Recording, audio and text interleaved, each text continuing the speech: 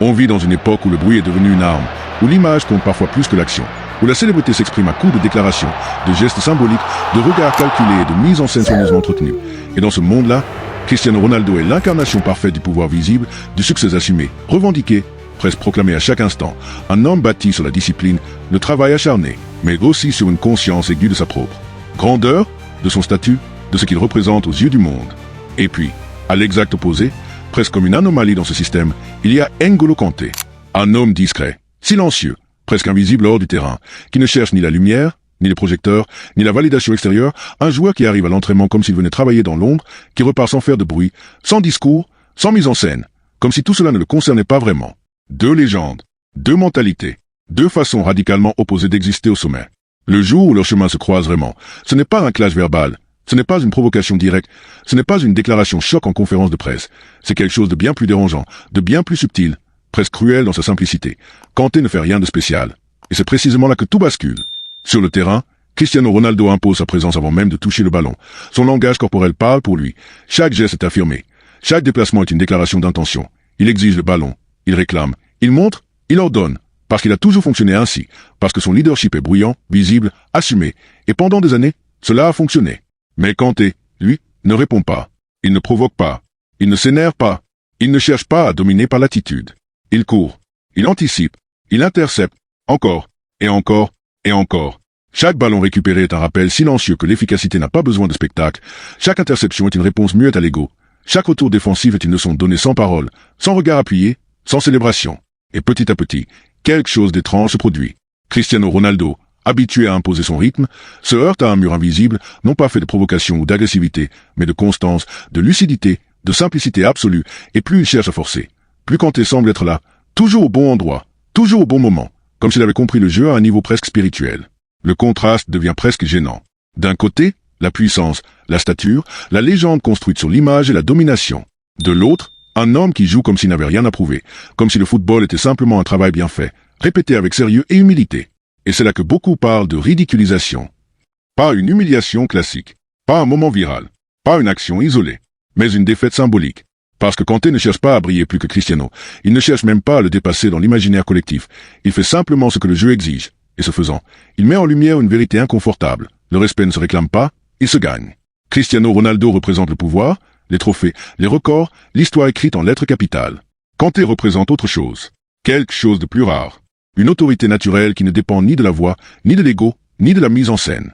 Quand Kanté récupère un ballon et le donne simplement à un coéquipier mieux placé, il rappelle que le football n'est pas un monologue. Quand il couvre un espace sans être applaudi, il montre que l'impact réel est souvent invisible. Quand il sourit timidement après une victoire, il enseigne que la grandeur n'a pas besoin d'être proclamée. Et sans jamais parler, sans jamais provoquer, sans jamais répondre, Kanté gagne. Il gagne le respect du vestiaire. Il gagne l'admiration silencieuse du public. Il gagne quelque chose que même les plus grandes stars ont parfois du mal à obtenir, la crédibilité absolue. Ce jour-là, Cristiano Ronaldo n'a pas perdu un match. Il n'a pas perdu un trophée. Il n'a pas perdu son statut. Mais face à Kanté, il a perdu quelque chose de plus subtil, le contrôle du récit. Parce que dans ce duel invisible, ce n'est pas celui qui crie le plus fort qui marque les esprits, mais celui dont la présence parle d'elle-même, et Kanté, par son silence, par son travail, par son humilité radicale, a rappelé au monde entier une vérité que l'on oublie trop souvent. Dans un monde obsédé par le pouvoir et l'image, l'humilité reste l'arme la plus déstabilisante qui soit. Deux légendes, deux mentalités. Et au final, celui qui a gagné n'a même pas eu besoin d'ouvrir la bouche.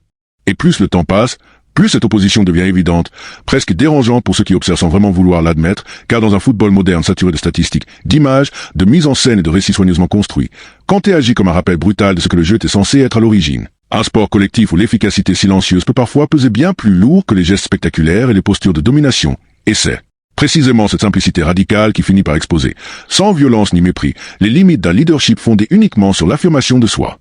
Cristiano Ronaldo, habitué à être le centre de gravité de toute équipe qu'il rejoint, à attirer les regards, les attentes, les ballons et les décisions, se retrouve face à une présence qui ne cherche pas à lui voler la lumière, mais qui, paradoxalement, finit par la rediriger ailleurs, vers le collectif, vers l'équilibre, vers ce travail ingrat qui ne fait pas la une des journaux mais qui décide pourtant de l'issue des matchs. Et cette situation crée un malaise subtil, presque imperceptible, où le pouvoir visible commence à perdre de sa force face à une autorité qui ne se proclame pas.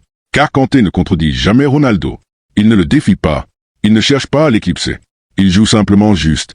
Et dans ce football de très haut niveau, jouer juste, au bon endroit, au bon moment, avec la bonne intention, devient une forme de domination bien plus cruelle que n'importe quel geste spectaculaire, parce qu'elle enlève toute possibilité de réponse émotionnelle, toute escalade verbale, toute tentative de récupération symbolique.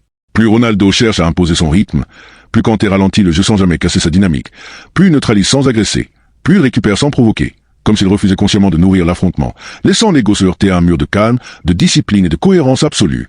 Et c'est là que le regard des autres change. Les coéquipiers commencent à comprendre. Les adversaires commencent à respecter. Le public commence à ressentir quelque chose de différent. Car voir un homme aussi discret contrôler autant d'espace, autant de tempo, autant de décisions sans jamais lever la voix, sans jamais demander la reconnaissance, crée un choc silencieux, presque philosophique, qui remet en question tout ce que l'on croit savoir sur le leadership, la domination et la réussite. Cristiano Ronaldo, lui, reste une légende, personne ne le nie, mais face à Kanté, il incarne soudain une autre réalité, celle d'un football où l'image a parfois pris le pas sur l'essence, où le besoin de prouver devient une fatigue intérieure, et où la quête permanente de reconnaissance peut finir par exposer une forme de vulnérabilité que le silence, lui, ne connaît pas. Kanté n'a jamais cherché à être un symbole. Il n'a jamais voulu être un modèle. Il n'a jamais revendiqué quoi que ce soit. Et pourtant, par sa constance, par son humilité presque déconcertante, par son refus absolu de jouer un rôle, il devient une référence morale, un point fixe dans un monde instable, un rappel vivant que la vraie puissance n'a pas besoin d'être annoncée pour être ressentie. Ce n'est pas Cristiano Ronaldo qui est diminué dans cette histoire. C'est le mythe du pouvoir bruyant qui est fissuré.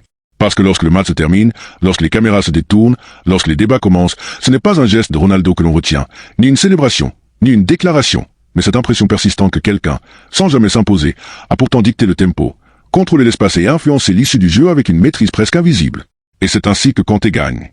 Non pas en humiliant, non pas en dominant, non pas en écrasant, mais en rappelant, par sa simple présence, que l'humilité n'est pas une faiblesse, que le silence peut être une forme de langage, et que dans un monde obsédé par le pouvoir et la reconnaissance, celui qui n'a rien à prouver finit souvent par être celui que l'on respecte le plus.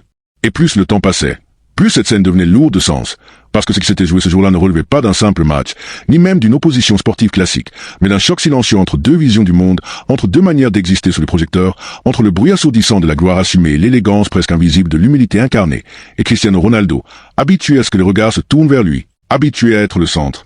La référence, l'icône, sentait pour la première fois quelque chose lui échapper, non pas le ballon, non pas le match, mais le contrôle du récit. Car pendant que Ronaldo gesticulait, parlait, encourageait, protestait, cherchait à imposer sa présence, N'Golo Kanté, lui, avançait sans bruit, récupérait, distribuait, revenait défendre, repartait attaquer, comme s'il était partout et nu par la fois, comme si le terrain lui appartenait sans qu'il n'essaie jamais de le revendiquer. Et c'est précisément cette absence de revendication qui rendait sa domination encore plus cruelle, encore plus déroutante pour quelqu'un comme Cristiano, dont toute la carrière s'est construite sur la maîtrise de l'image, du symbole, du pouvoir visible. Plus les minutes défilaient, plus la frustration montait chez Ronaldo, non pas parce qu'il jouait mal, mais parce qu'il jouait face à quelqu'un qui refusait d'entrer dans son jeu psychologique, quelqu'un qui ne cherchait ni à l'impressionner, ni à le provoquer, ni à se comparer à lui, quelqu'un qui n'avait pas besoin de se mesurer au roi pour exister. Et dans ce silence, dans cette simplicité presque désarmante, Kanté était en train de faire vaciller quelque chose de profond. Cristiano, qui a passé sa vie à se battre contre le monde entier pour prouver qu'il était le meilleur, se retrouvait soudain face à un homme qui ne se battait contre personne, pas même contre lui. Et c'est là que le contraste devenait brutal, presque humiliant. Parce que pendant que l'un cherchait à gagner aussi le respect par la domination, l'autre le recevait naturellement par le travail, l'abnégation et la constance, sans discours, sans posture, sans ego affiché. Ce n'était plus seulement un match de football. C'était une leçon silencieuse, une démonstration involontaire de ce que le pouvoir peut être lorsqu'il n'a pas besoin de s'exprimer, lorsqu'il n'a pas besoin d'être vu pour être réel. Et aux yeux de millions de spectateurs, Cristiano Ronaldo, pourtant légende vivante, semblait pour un instant prisonnier de son propre personnage, tandis que Kanté, lui, était totalement libre. Libre parce qu'il n'avait rien à prouver. Libre parce qu'il ne cherchait pas à briller. Libre parce que son humilité était sa force. Et c'est peut-être cela, le moment le plus marquant de cette confrontation. Ce moment où l'on comprend que la grandeur ne réside pas toujours dans les trophées, les cris, les gestes de victoire ou les records battus, mais parfois dans la capacité à faire son travail parfaitement, sans bruit, sans arrogance, en laissant les autres parler pendant que les actes, eux, font le reste. Cristiano Ronaldo ne s'est pas ridiculisé parce qu'il a mal joué. Il s'est ridiculisé, aux yeux de certains, parce que pour une fois, son immense lumière a été confrontée à quelque chose de plus fort qu'elle, une humilité qui n'avait pas besoin de projecteur pour exister. Et cette leçon, ce contraste, cette image figée dans le temps, restera comme un rappel brutal mais nécessaire. Le vrai pouvoir n'est pas toujours celui qui se montre, mais souvent celui qui agit dans l'ombre, avec constance, avec respect, et surtout, avec une simplicité que même les plus grandes stars ont parfois du mal à comprendre. Et au final, quand le stade se vide, quand les caméras s'éteignent, quand les débats s'enflamment sur les plateaux et que les réseaux sociaux cherchent un vainqueur clair, une chose demeure, immuable et impossible à effacer. Ce jour-là, le football n'a pas seulement opposé deux joueurs, il a opposé deux philosophies de vie, deux rapports au pouvoir, deux manières de laisser une trace. Cristiano Ronaldo restera à jamais une légende, un monument bâti à force de sacrifices, de discipline extrême, d'obsession de la victoire et d'une volonté de dominer le monde, et rien, absolument rien, ne pourra effacer ce qu'il a accompli, ni ce qu'il représente pour des millions de personnes à travers le globe, car les légendes ne disparaissent pas à cause d'un match, ni d'un moment de doute. Mais ce jour-là, face à N'Golo Kanté, quelque chose de plus subtil se produit. Quelque chose que les statistiques ne racontent pas, que les résumés ne montrent pas, et que seuls ceux qui regardent au-delà du score peuvent comprendre. La démonstration que l'humilité peut parfois désarmer la puissance, que le silence peut dominer le bruit, et que la vraie force n'a pas toujours besoin de s'imposer pour être reconnue. Kanté n'a pas cherché à humilier. Il n'a pas cherché à briller. Il n'a pas cherché à être comparé. Il a simplement joué. Et en jouant ainsi, il a rappelé au monde entier que la grandeur la plus rare n'est pas celle qui se proclame, mais celle qui se vit, jour après jour, loin des projecteurs, loin de l'ego, loin du besoin d'être validé. Alors non, ce n'est pas l'histoire d'une chute, ni celle d'une défaite humiliante au sens classique, mais plutôt celle d'un miroir brutal tendu à une icône. Un miroir qui montre que même les plus grands peuvent être bousculés par ceux qui n'essaient pas de l'être. Et peut-être que la vraie leçon de cette rencontre, celle qui mérite d'être retenue, c'est que le respect le plus profond ne se gagne pas par la domination, mais par la constance, la simplicité et l'humilité, et que dans un monde obsédé par l'image, le bruit et la reconnaissance immédiate, les hommes les plus puissants sont parfois ceux que l'on entend le moins. Parce qu'au bout du compte, les cris s'oublient, les gestes s'effacent, mais l'exemple, lui, reste.